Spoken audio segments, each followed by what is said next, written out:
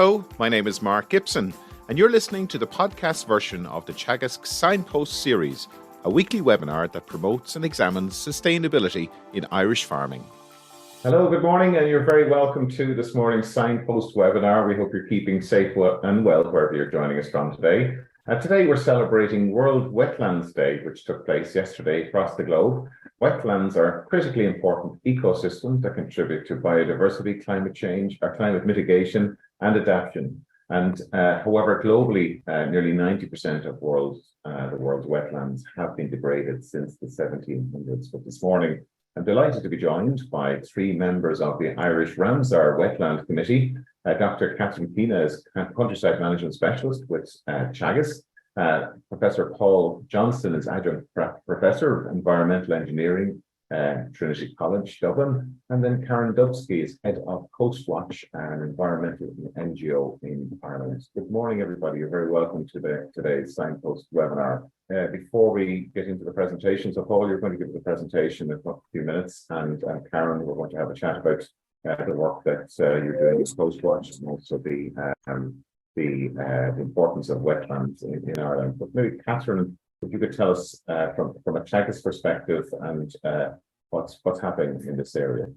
Yes, well as doing the helping with the questions this morning, Mark, I'm here because of the topic of wetlands and in particular the Irish Ramsar Wetland Committee. So I'm the Teagasc representative on the Irish Ramsar Wetland Committee, have been for the past 15 to 20 years, and Karin and Paul are on it with me.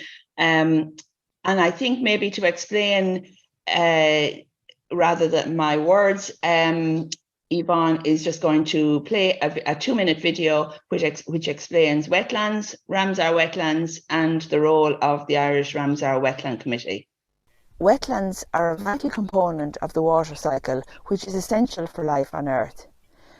They are very diverse ecosystems, purifying water and storing 1/5 of the world's carbon.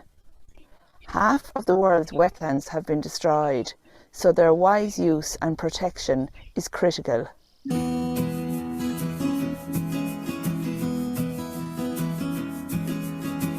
Ramsar is a place in Iran where the International Convention on Wetlands was first held in 1971, since known as the Ramsar Convention. This intergovernmental treaty aims to maintain wetlands and to plan for their wise use. The Irish Ramsar Wetland Committee was set up by the government in 2010 to assist Ireland in meeting its requirements as a signatory to the Ramsar Convention. Membership is drawn from a variety of relevant government agencies, scientific and technical institutions, regional and local authorities, and non-governmental organisations. The aims of the Irish Ramsar Wetland Committee are to assist in the protection, appreciation and understanding of wetlands in Ireland. That's a very good, useful tee up for this morning's discussion. Thanks for that, Catherine. It's good to explain the background to this. And maybe, Paul, if I could turn to you and if you could tell us about the work that you're doing as part of the Ramsar's group and your work in Trinity as well.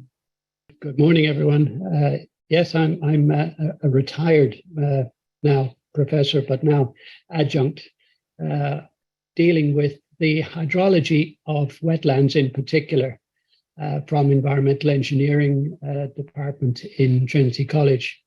I've spent most of my career, in fact, working on the hydrology and hydroecology now of wetlands, and you'll hear a little bit more about that in the presentation. Thanks, Paul. And Karin, if you could tell us a little bit about your own background and the work you're doing with Coastwatch. Okay, well, I grew up on a farm. My father's side were farmers for generations down in South Wexford, or they were farmers for generations, but not in South Wexford. We moved there when I was a kid. I studied zoology and then did postgrad in environmental in coastal ecology. So my love is for wetlands and particularly coastal ones, and for informed public participation in decision making. So Coastwatch is an environmental NGO, it's international, and we share citizen science as a method of informing people. Great. Thanks, Karin. And we'll dig into that a little further when we get to talk after Paul's presentation. So I think without further ado, Paul, I think we'll go straight to your presentation. Yes, what we're trying to do today is to introduce you to some of the aspects of the work of Ramsar and to see how Ramsar and its work fits with the management and protection and indeed now restoration of wetlands in Ireland. Ramsar, as the video suggested to you, is an international convention to which Ireland, along with 171 other countries at the moment, signed up to. And it deals with the policy of how to manage, protect, and indeed restore wetlands. And what I want to do in the next 20 minutes or so is to introduce you to some of the ways in which the principles of Ramsar, and you can see them there on the screen, to conserve, restore, and ensure the wise use of wetlands. And secondly, to identify and protect wetland sites of international importance, how these principles apply in Ireland and how they overlap indeed with our already extensive management of wetlands.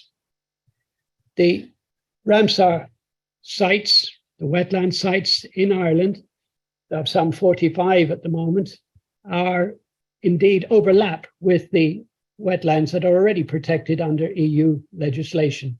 So you might regard the Ramsar wetland sites as the sort of gold star.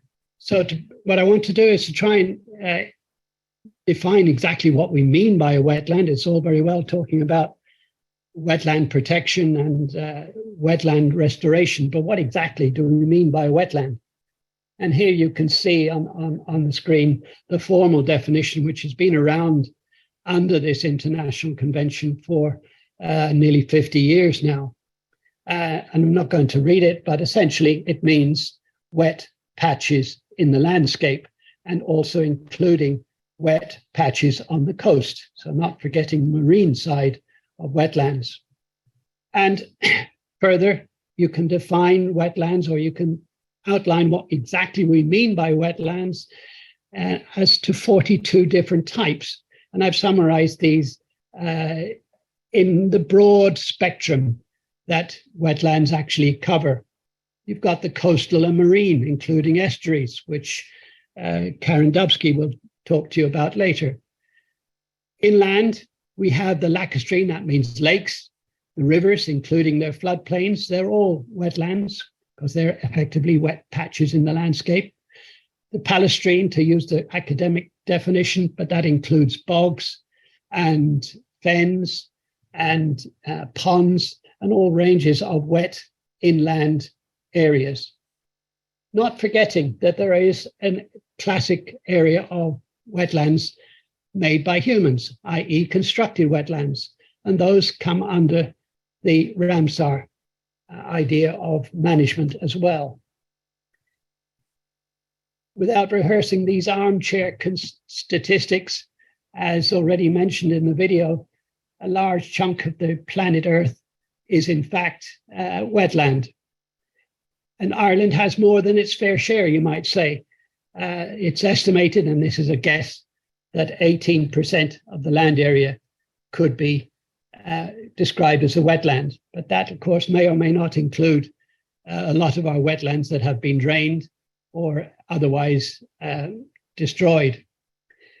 What it includes in plain language in Ireland is raised bogs, blanket bogs, fens, turloughs, lakes, of which we have many thousand, riverine riparian wetlands, things like the Shannon Callows and so on.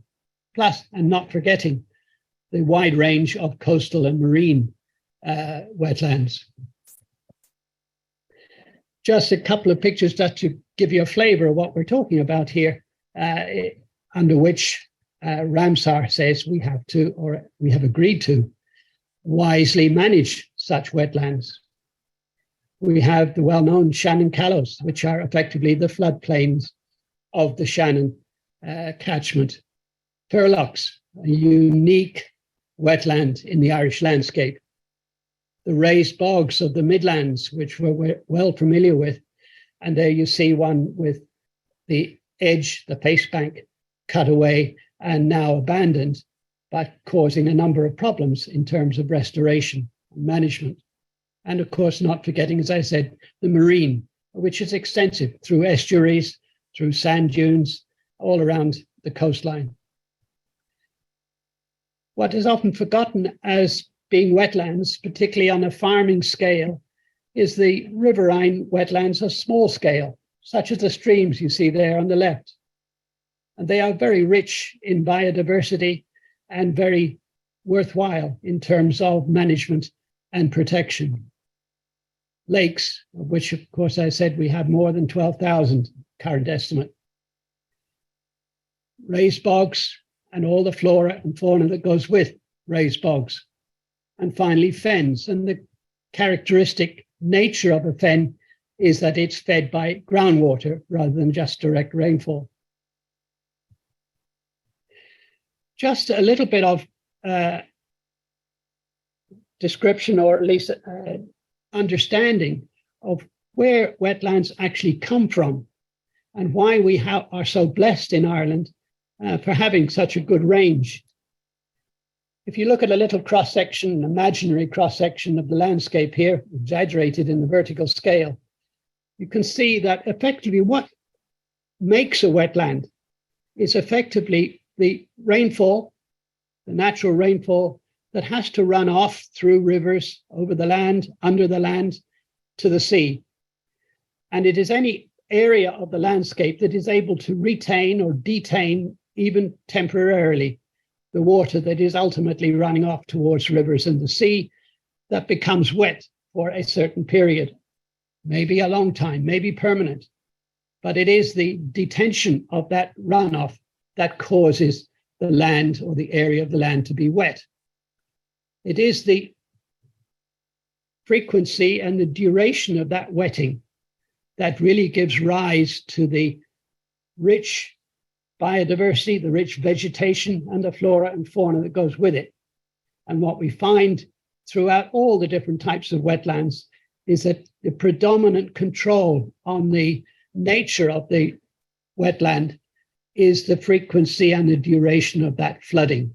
And of course, that may include, on the marine side, the incursion of salt water, which gives its own character to the wetland. Well, I said Ireland is blessed with wetlands, and in theory, it certainly is blessed with wetlands because we have a temperate, wet climate, and we have a well-glaciated, in most cases, landscape, which has effectively left behind a thin soil cover of undulating nature so that the drainage of the rainfall after glaciation has been often impeded because of the thin soil cover and because of the limited capacity of the soil and the underlying rocks to actually absorb that runoff. So we have literally thousands of wetlands throughout the country. More than 2/3, probably a lot more than 2/3, have unfortunately been degraded over time, mainly because of the need for agriculture and the need for development of all sorts. The question really is how we reconcile the redevelopment or the restoration or the management and protection of the wetlands that we do have and we could potentially have. This map shows you the work that's been done by the valiant work that has been done by the Wetland Survey in Ireland to try and record and identify and map all of the wetlands in Ireland. And you can see from the density here, no matter where you are in the country, there's going to be a wetland not very far away. One of the main controls, which is why I come from the hydrology side, if you like, but one of the main aspects of the development of wetlands or the occurrence of wetlands is the climate. And as I said, it's the climate and the geology that really drives it. And here you see a map of the annual rainfall on the right and the map of the sum of the types of wetland that you see on the left. And just to cut a long story short, and a lot of work's been done to map all of this, you can see that the blue and the green on the left there is a map of the blanket bogs in Ireland. That is the blankets of peat that cover the uplands and the areas of the landscape that are under serious amounts of rainfall. It is the continuous rainfall, or the very high values of rainfall, that are able to maintain those wetlands as wetlands. And you can see the correspondence between the dark blue on the right and the blue and the green on the left, because that's where you get blanket bogs, where you have to have a rainfall in excess of 1,600 millimeters per year or so. The red, the raised bogs, the lowland bogs, if you like, that is the peatlands in the central part of Ireland, and not so much on the east, as you can see, because they need a minimum of 800 to 1,600 millimeters of rainfall. In one slide here, I've tried to pull together the problems of management of wetlands, no matter where they are. And it doesn't matter whether it's marine or inland wetlands. You've got a detention of water. You've got a holding or retention of water in a patch of land, or if you like, on the margins of the land. And that wetland is only going to survive if you have enough water to drive it. And the water may be coming from streams, surface water. As you can see, it may be coming from groundwater, which is originates originally, of course, from rainfall, but has passed through the ground and is emerging in the wet patch on the surface of the landscape. It may be that the wet patch is beside a stream or a river, in which case the water source is from the flooding or the occasional flooding of the stream. What you find, of course, is that that supply of water is what is bringing in more or less nutrients that are required to drive the vegetation. And that vegetation can be exceedingly diverse and rich, and you have the buildup of vegetation over a period of many hundreds or even thousands of years. And in the case of a bog, that accumulation of vegetation is retained within that wet area, and you get those deep sequences of peat, which these days has been very much regarded as a benefit in terms of its storage of carbon, because the decaying vegetation, the poor drainage, which is perhaps an ironic aspect of wetlands, the poor drainage has allowed the vegetation to accumulate at something like 1 millimeter per year in the case of bogs. And that doesn't sound like very much, but when you work over 10,000 years, you have clearly up to 10 meters of peat in many of our raised bogs, if they haven't been cut away or damaged. So increasingly, not only is a wetland, because of the sources of water and the nutrients carried by it, as rich areas of biodiversity, they're also a rich store of carbon.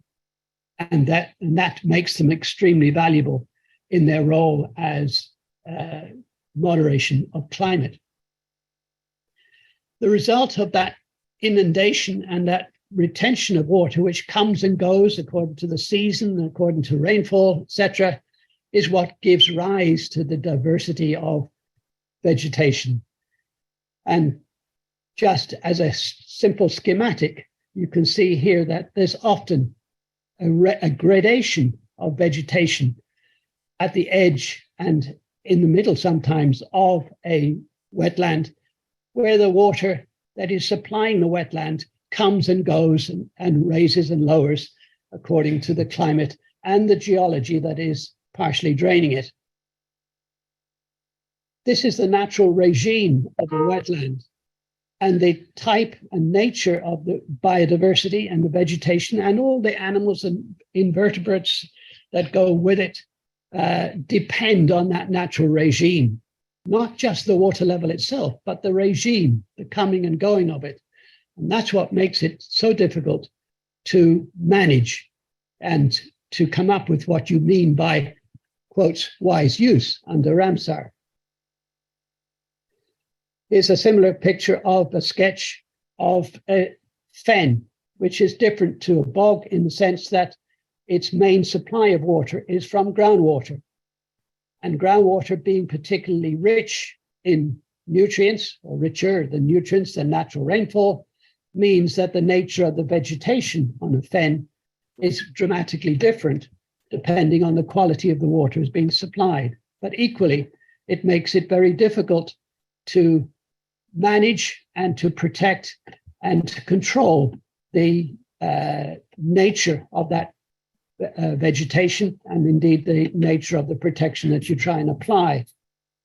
You can see that it's very important in protecting a wetland, and indeed coming up with ideas for wise use is not only just to put a fence around the wetland, but also to look at the ways in which the water arrives. Because if you interfere with the supply of water to the wetland, then you're going to impact the wetland itself. And I'll give you one or two examples before the end. We shouldn't forget, of course, that it's not just the vegetation. It is, of course, the bird life, the animal life, the insect life, that so much depends on the vegetation and the life, including, of course, fish and the aquatic life that goes with many wetlands. And this is just a picture of one picture from a community developed restored wetland in Cabra in Tipperary, to remind you that diversity is exactly what it says, diverse. If we look at the actual values of a wetland, what do we get out of a wetland? Why do we need to protect it? This is the sort of academic list that you will frequently come on. I'm not going to dwell on it other than to mention the broad aspects, and this is sort of academic language that's used here, but erosion protection. That's what happens in a river. Even if once you have a vegetated wetland along the riparian, the banks of the river, then you have a measure of erosion protection. And of course, the same applies to marine. Flood protection is controversial in the sense that not all wetlands are able to perform that particular role, but many do, and you'll see one in a second when we look at turloughs. Water supply, many wetlands do act as a water supply, provided that the water supply doesn't overcome the need to protect the biodiversity values of a wetland. Water purification you've heard about. Carbon sequestration. As I mentioned earlier, the role of a wetland in storing carbon is becoming much more recognized in recent years, particularly in the light of climate change. And of course, we have fishing and foraging activities. This, of course, applies to wetlands across the world. To what extent these ecosystem services, as they're known, apply to Ireland depends on the wetland and the situation. But we shouldn't forget, at the end of the day, that recreation, tourism, and particularly the cultural aspects of wetlands are fundamental to our values in wetlands in Ireland.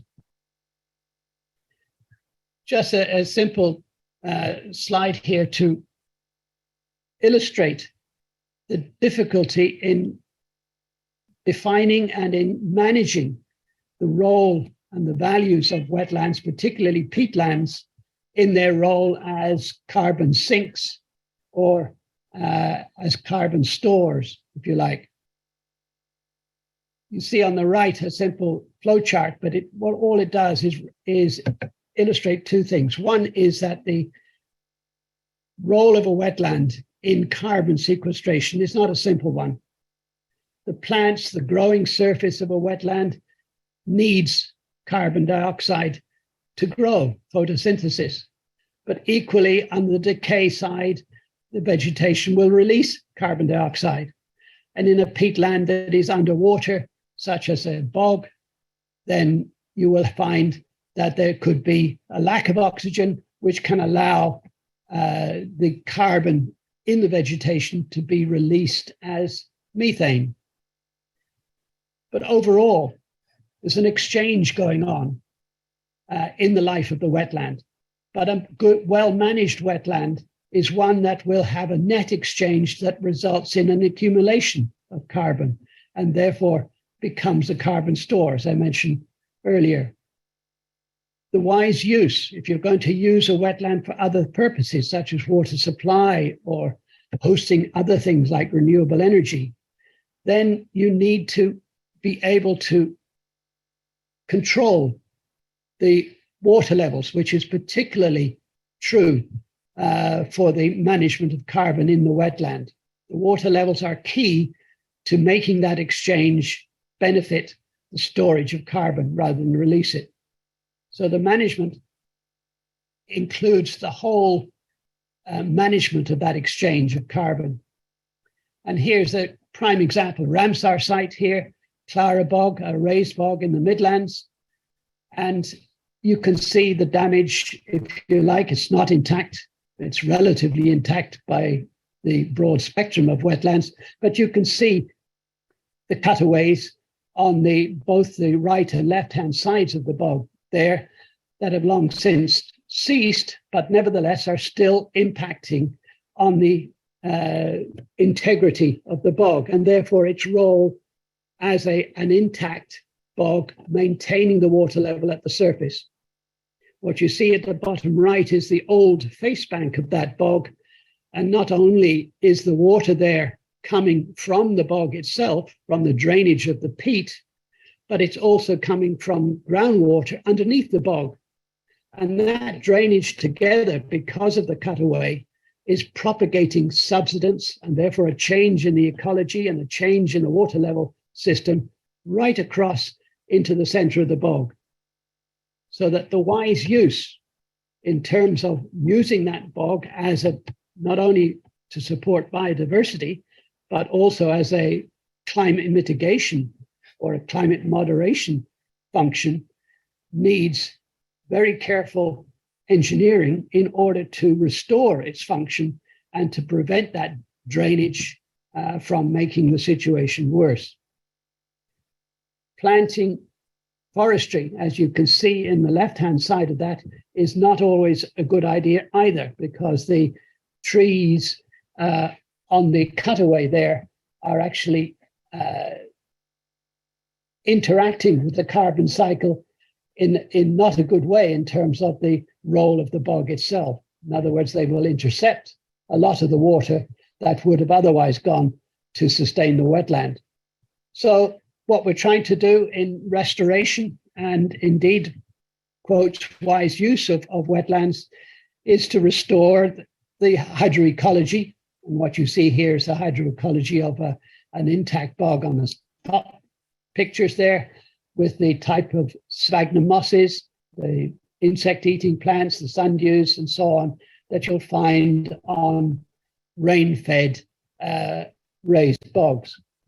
What we've got to counteract now is the last several hundred years of removal of the peat, and how to actually engineer the restoration is challenging. But there's many ways in which that can be done, not only the usual blocking of the drains on the top, which tends to restore the local areas, the local water level areas, but embankments on the edge are eventually able to restore the hydroecology. You can see here a dam, an embankment on the left edge of the picture, and you can see the sphagnum moss is gradually beginning to colonize and recolonize the water on the right. It's a slow process. Finally, just a couple of examples of how wise use can include not just isolation of the wetlands, but management in a more active way that allows the wetlands to function as wetlands, but also to support other uses without compromising that wetland function as a carbon store and as a role for biodiversity. Turloughs are a unique feature of the Irish landscape. they flood periodically, and they are depressions like any other wetland in the landscape that flood periodically. And they're by no means a small item on the Irish landscape. Here you see some 400 of them, but that we have mapped over the years. And the important point here is that one, they occur in areas of reasonable rainfall, but secondly, they only occur in the geology that will support them, which is the limestone, the pure bedded limestone that is subject to drainage and subject to solution. So you get, in fact, depressions in the landscape, in the rock and in the overlying material that is supplied by groundwater coming from carbonate-rich rocks. And that gives a unique and characteristic set of vegetation and flora and fauna that goes with it. Here you see an example of a turlough, classic turlough in South Galway. Exactly the same picture on both sides. And you can see on the left, summertime, completely drained and completely exposed, and very good grazing land because of the nutrient-rich water that floods it during the winter. And you can see, in this case, a very large turlough, the water of which is coming from the uplands, the Slieve Aughty uplands, which you can see the beginning of in the back. The water is very rich in nutrients, 4 million cubic meters in this case. And here you can see a diversity of the flora. And you can see the turlough on the right. This is a nearby turlough, Rahassan, and you can see the dark mosses here on the rocks, which we know requires sustainability of at least 60% of the time. They require inundation 60% of the time in order to be sustained. The trees and the bushes on the left, if you would start to interfere with the drainage or with the flow in the turlough, will start to move in towards the center of the turlough. In other words, you need to maintain the regime. Different turloughs will have different regimes, and you can see 3 here on the right. The top one, water level against time, that's a year's worth of water level, and you can see the slow response on the top, medium response in the middle, and the very rapidly changing on the bottom. Each of those will have a different set of flora. But look at what happened in 2009 and indeed back in the 1990s. This is the main road next to the turloughs from Shannon to Galway. And you can see the flooding has overtopped the turloughs. What we're now looking at is not the role of wetlands in controlling or moderating the climate, but the opposite.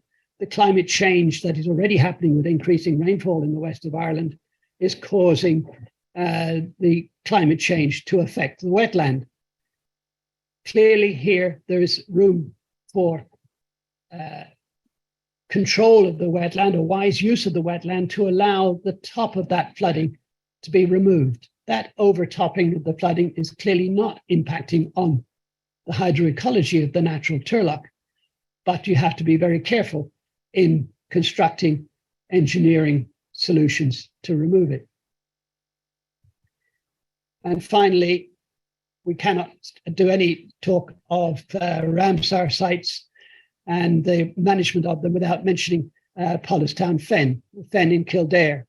All I'm going to say about this particular fen is that it is notorious for having, as some people would say, held up the construction of the motorway past Kildare town. You can see where the fen is in the picture here, and you can see the catchment area is the blue in the center of the picture. So the area surrounding the fen is what is supplying the water to the fen. So it's not only a matter of protecting the fen, its wise use and its flora and fauna, but it's also a matter of protecting the supply of the water to the fen, which is what the road was in originally was going to do was going to interfere with the water supply to the fen, and therefore impact on one of the habitats, in this case, the habitat for a tiny snail. The solution was engineered so that the road could pass through the catchment area without interfering on the flow of water to the fen. So the protection of the fen is as much a matter of protecting the supply of water to the fen as indeed just putting a fence around the fen itself. In addition, I should point out that this fen is a major water supply for the Grand Canal, and it is quite feasible, and management over the years has managed to allow that water supply to proceed at the same time as maintaining the functions of the wetland itself, a celebrated Ramsar site. Finally, I can't finish without asking you to be careful about unwise use of wetlands. And this is a picture of perhaps two unwise uses or unwise exploitations of wetlands. This is blanket bog and peat cutting on blanket bog on the uplands is a very, let's say, undesirable activity because it allows water to get into the base of the wetland, and under extreme circumstances can even induce bog slides on the blanket bogs. You can see the steep slopes in the back here. Equally, forestry has been labeled as one of the most, let's say, risky ventures on things like on wetlands like blanket bogs because of the impact on the wetland, the change that it will induce because of drainage and because of the weight of the trees, the changes that it will induce in the wetland functioning. Final slide here, just to remind you that everybody loves a wetland, let's face it, and Ramsar is meant to promote that love of wetlands. Our own poets have waxed lyrical about it. Even Yeats lived in a tower next to a wetland for many years, and his only response to getting flooded was to put his bed on the top floor. But he wrote a poem about it in the meantime. And of course, we have our own Seamus Heaney, who has written many poems about bogs. So go and visit your nearest wetland.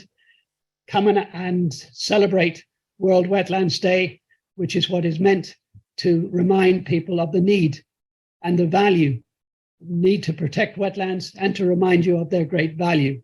Restore or create your own. Thank you. Thank you very much, Paul, and thank you for such a really fascinating tour around the wetlands of Ireland and the importance of that. And I think it's really underlines the need for a mindset change around how important wetlands are to our own very existence. In fact, based on, I know, a lot of discussion around the importance of wetlands, particularly from a climate perspective and the need for absorbing carbon dioxide from the atmosphere.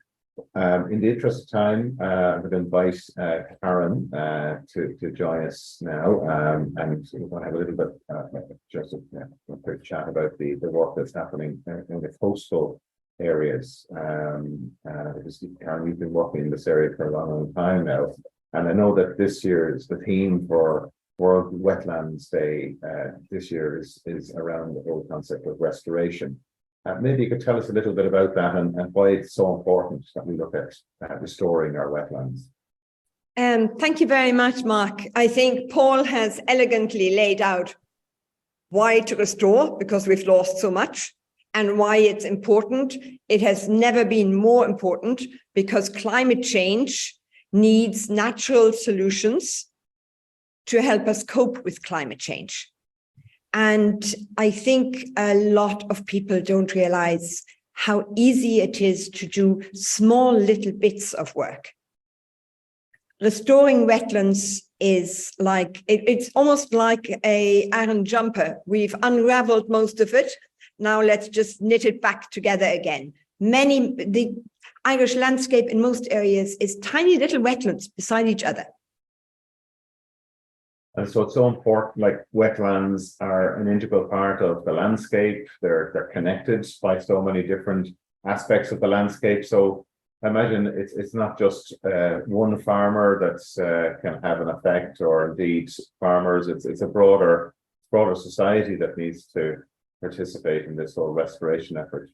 Yes, absolutely. And I really brought it down to me, while the coast is my main area, we have huge numbers of about one short stream per kilometre in Ireland.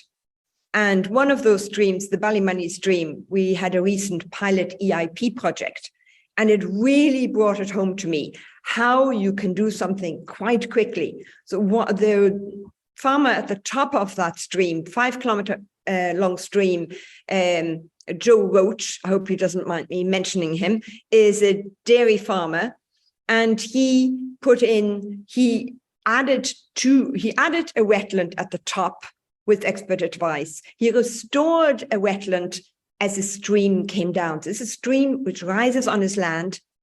And one was to catch a lot of road runoff and runoff off the hill where forestry had replaced a blanket bog. So huge amounts of water come gushing down. And that area of pond probably have to be increased. His next restoration wetland, and then follows into a wet woodland, a small wet woodland, which he had kept, even though he wasn't getting any single farm payments for it. And between the 3 wetlands, when the water leaves his farm, it is now transparent. And this is after 1 year EIP. Now, there's still the occasional bout of nutrients because a lot of high nutrient water comes into his farm in flood spouts. But the next you have other farms, but you have also other landowners. And landowners can think, oh, it's only the farmers, but each landowner can do something to the riverbank. They can either unwittingly wreck the bank by putting all sorts of construction waste beside it to enlarge the garden a little bit, or they can give space for nature and for the stream. Because when it ends up on a beach, like in our case, Ballymoney beach, you want clean water. And that is quite a small society. Those streams are short. And in most of the bathing waters where there is a problem, that is really close to shore. And whether it's farmers or the local sewage treatment or non-treatment plant or a caravan park, we all have to work together. Because that is, often when we think about wetlands, we don't really think of coastal areas necessarily. We have a coastline, you mentioned earlier in our discussion this morning that we have a coastline of 6,700 kilometers long. So, what are the opportunities there to develop or to restore the wetlands that are along our coasts? And I understand there is a strategy being developed for that. Well, the strategy is the Maritime Planning Act was passed in December of last year, of 2022, and is being rolled out. Sections are being commenced. And while much of it is sort of focused for further out, the coastal zone is part of it, and local authorities will get responsibility for the near shore zone. So there will be, hopefully, or I think it's essential, more clarity as to where the high water mark is. If a farmer, because we have sea level rise, and we can see now that coastal vegetation is changing, and farmers may feel that this is terrible, sea level rise, I'm losing land. Well, if we could clarify whether the farmer actually loses it or whether the farmer could keep that as his land, then there would already be something which would allow management for the farmer for salt marsh. Salt marsh is incredibly important as a carbon store, and also gives you, if you have sheep on it, a particularly good taste. And you have in Belgium and in France, the mouton pré soleil, where they get extra price for the animals grazed there. If you don't overgraze, if you arrange it in a really managed fashion, this could be very valuable. And in front of the salt marsh, you quite often have seagrass, which is an incredibly important carbon store as well. And in my vision, the farmer who's adjacent to that seagrass could ideally be able to get some sort of management function as well. Because the other difficulty I have seen, really noticed in the last 4 years, is that farmers are starting to drive over the foreshore to even access some of their fields because they've lost so much. And they don't know what seagrass looks like. So accidentally, they can absolutely mangle intertidal peatlands, seagrass, drowned woodlands, all of these most important carbon stores. And regarding intertidal peatlands and drowned woodlands, of course, you can't restore them. If you wreck them now, they're wrecked. Thank you, Karin. And there's obviously a need for education and awareness around those habitats. And I recently came across a website that I'm not sure which department had it. They were modelling the sea level rise in some parts of the country, where you could actually see what areas of land could be lost. I'm going to invite Catherine and Paul to rejoin us for the questions and answers. But just before we go any further, Catherine, I mean, there's a lot of we say interventions needed by farmers in some cases to maybe bring back wetlands. You know, where can they go for expert advice in this area?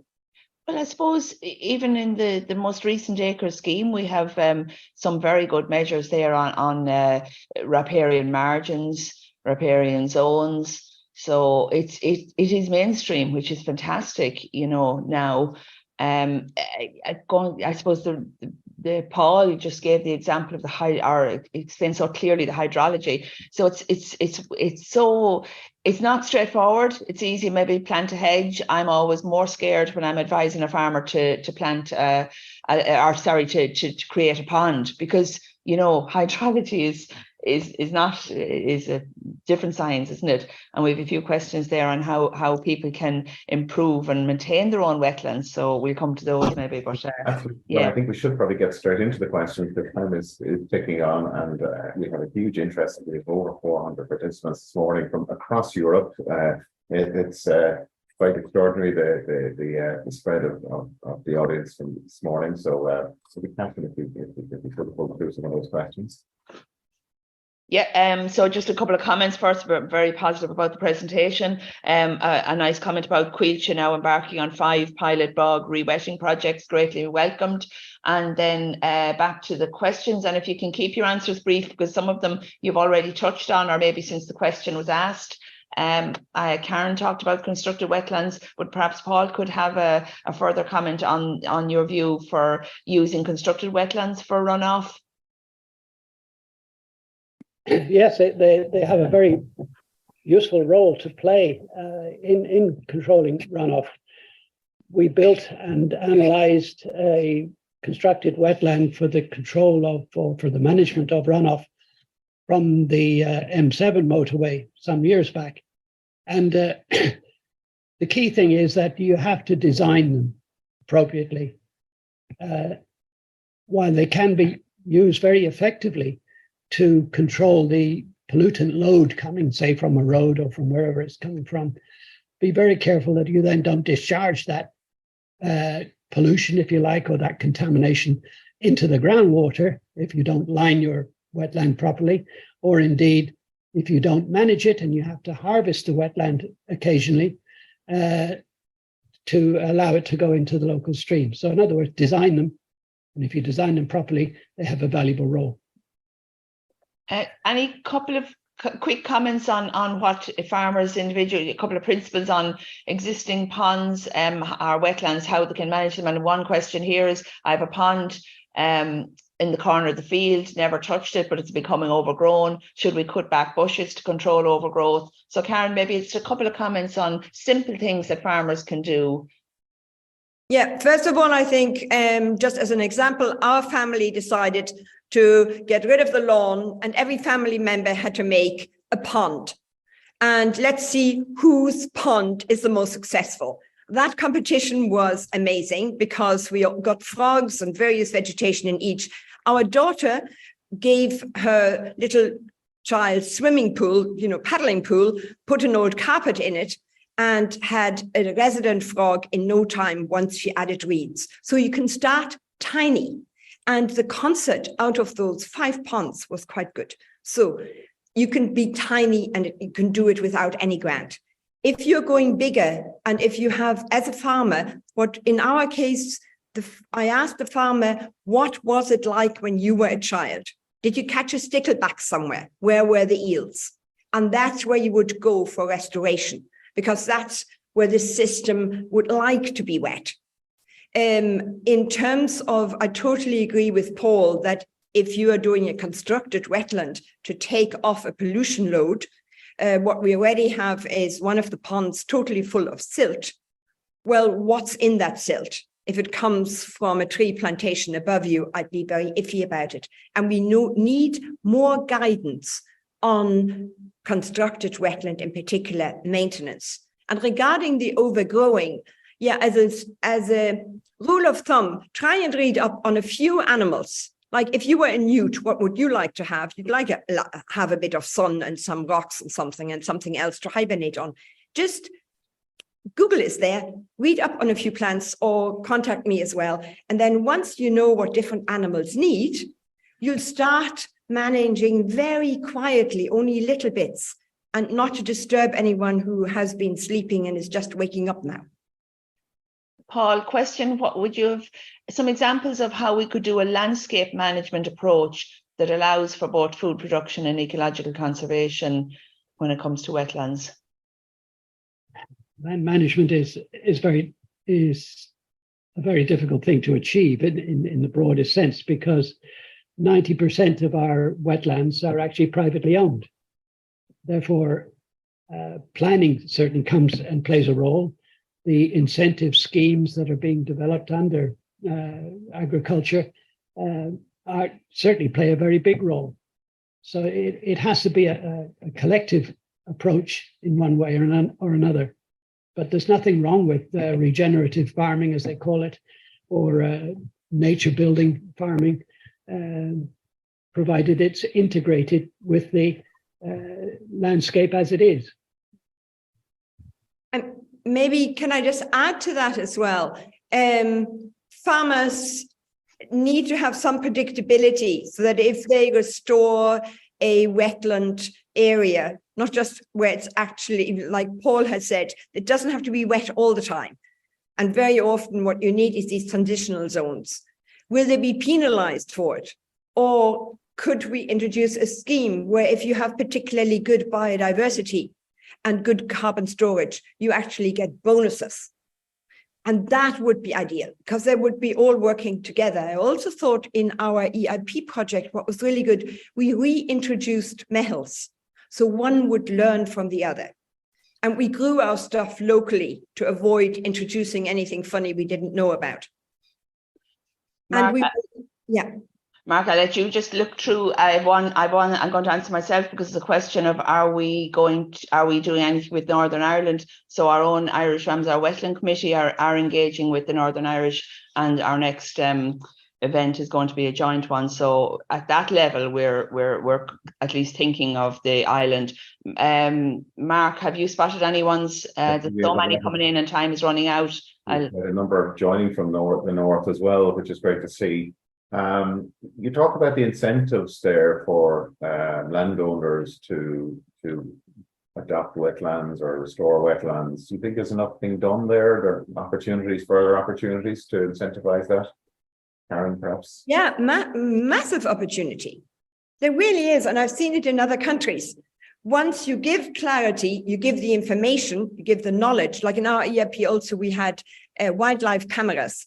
And when people see what is actually using what area of their land at night, they are flabbergasted. And then they love wetlands far more and they get more interested. So knowledge and incentives and some sort of security that this isn't a once-off thing, but particularly needed in the coastal zone where we have least advice and most need for it. Oh my God. Thanks, Karin. Based on a lot of the compliments, Paul, I can see, I can imagine your presentation is going to be reused or certainly borrowed. Maybe some of the content is some really fabulous diagrams and explanations of the different types of wetlands. Sorry, Catherine, do you want to come in there on one other question? Yeah, the time lag between now productive agricultural land and restored wetlands by way of its positive, significant contribution to carbon sequestration. I presume we're talking there about re-wetting agricultural land. How soon will it? Massive fast in some cases and really, really slow in others. So in our case, we had frogs and dragonflies and umpteen other things within weeks of doing it. Paul is the expert on that. Re-wetting of drained peatland is a very tricky area, to be honest. We're not really confident about the degree to which the carbon storage role will be increased by re-wetting, and that's what a lot of research is going on at the moment. You cannot obviously re-wet the peatlands, the restored peatlands or the drained peatlands completely, because otherwise you wouldn't be able to run animals on them at all. So that there has to be some kind of a balance struck between the re-wetting level, if you like, and the achievement of the carbon sequestration or storage and the potential release, because it still will release CO2. It's a matter of reducing the emissions rather than preventing them altogether. Okay, we have... Mark, just one final comment there from me that but I think it's been clear that, but a concern that constructed wetlands will be used to clean up pollution and bad farming practices. But that is not what we're advocating here, obviously, but just to warn against that. Over to you, Mark. On the website, I think you mentioned, sir, is there that people can get further information on this? So wetlands.ie/events. Paul and Karen and Catherine, thank you so much for joining us this morning. Really enjoyed the presentation. Thank you, Karen. You have you're surrounded by the wildlife there. Tune into us next week. We're going to be joined by John Lusby, who's going to be talking about barn owls and what we can do, what farmers can do to help barn owls and encourage barn owls in their farms. So until next week, enjoy the weekend again, and we will talk to you next Friday. Thanks again. You've been listening to the podcast version of the Teagasc Signpost Series, the weekly webinar that promotes and examines sustainability in Irish farming. Don't forget to join us live every Friday morning for our latest webinar. For more, visit teagasc.ie. And you can also rate, review, and subscribe to the Signpost Series on Apple Podcasts, Spotify, or wherever you get your podcasts from. I'm Mark Gibson, and thanks for listening.